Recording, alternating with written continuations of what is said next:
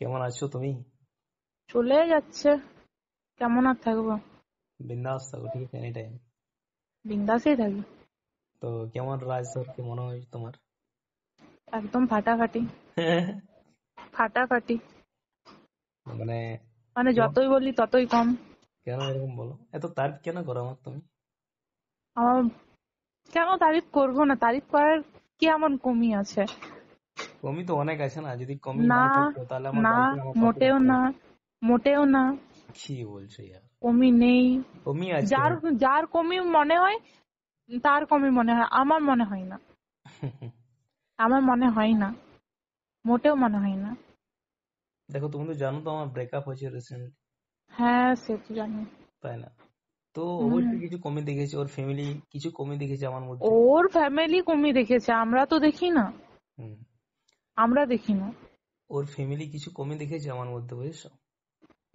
ওর family তোমাকে বলছিল ওইখানে থাকতে, আর তুমি তোমার বাবা মাকে ছাড়া, বাবা মা ছাড়া কি সম্ভব? কখনোই সম্ভব নয়। দেখো একটা ছেলের পক্ষে এটা ইম্পসিবল। আর যে ছেলে করে সে ছেলেই নয়, মানে উম, পুত্র নামে কলঙ্ক একদম। অবশ্যই। আর কি বলবো, সে পুরুষই না। দেখো, ও আমাকে অনেক ভালোবেসেছিল এন্ড আমি অনেক ভালোবেসেছিলাম, ঠিক আছে, বাট ওর ভালোবাসাটা অর্থহীন হয়ে গেল লাস্ট মুহূর্তে। সে বুঝতে পারলে? আসলে কি বলবো, হুম। তুমি এই যে এত স্টোরি লাগাতে, সেও লাগাতো নিশ্চয়। অবশ্যই।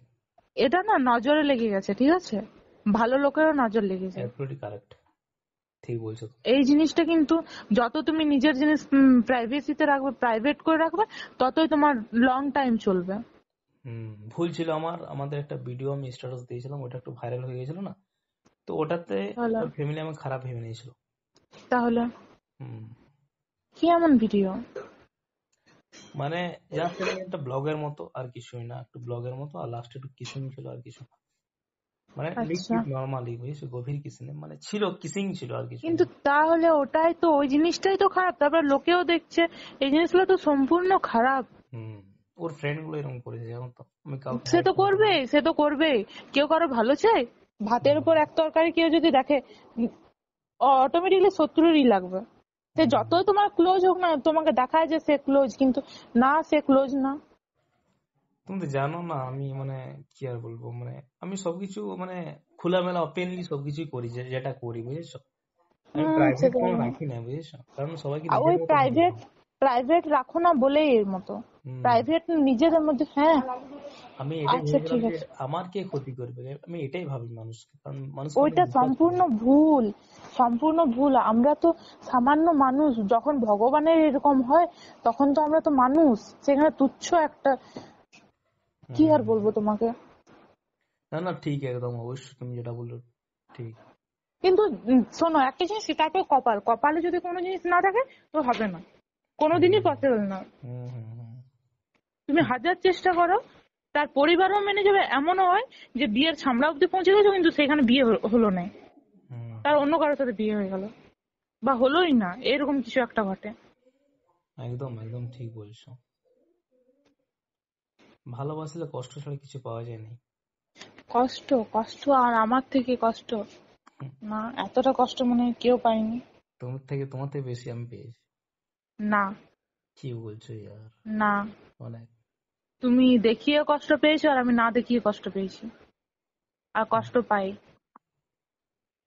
দুটার এখনো মধ্যে অনেক অন্তর আছে।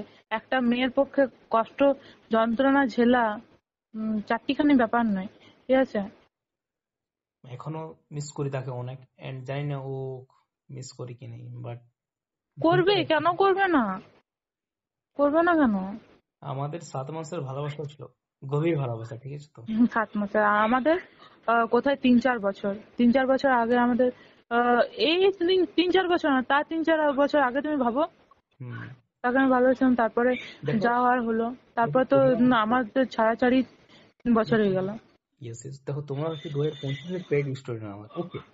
আমার হুম, হচ্ছে 2024 অনেক মেয়ে এডমিশন নিয়েছিল, বুঝেছো, অনেক। আচ্ছা, হ্যাঁ হ্যাঁ হ্যাঁ। কিন্তু তারা সবাই জানতো আমাদের লাভ স্টোরিটা, বুঝেছো। আমি তো দেখছিলাম, আমি স্টোরিতেই দেখতাম। হ্যাঁ yes, মানে যেটুকুলো আমার পেড স্টুডেন্ট ছিল 2024 বেচের, হুম, তোমরা তো সব 2025 বেচের, বুঝেছো। যেহেতু আচ্ছা। ও নেই তোমাদের পাশে, এখন গ্রুপে এড নেই, ক্লাস করায় নাই, ও যেহেতু ক্লাস করাতো হেভি মজা হতো জানো তো। কিন্তু কি করবে, এখন অনেক হুম, একা হয়ে গেছি আমি, এখন সেদিকে আমাকে একাই ম্যানেজ করতে হচ্ছে। কি তাই আমি করবে আর বলো? কারোর সাথে কথা বলিনি কোনো মেয়ের সাথে extra ফালতু।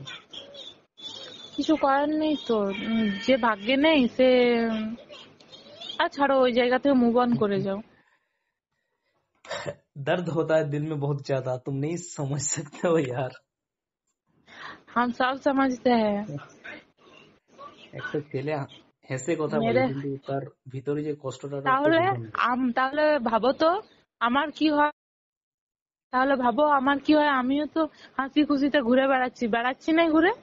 কিন্তু হুম যখন আমি কোথাও না কোথাও ওদেরকে দেখি, ধরো স্টোরিতে দেখি বা রাস্তায় তো কোনোদিন দেখতে পাই না, ওরা তো এখানে থাকে না, স্টোরিতে কারো না কারো স্টোরিতে যদি দেখি তো কেমন লাগে হুম তুমি ভাবো।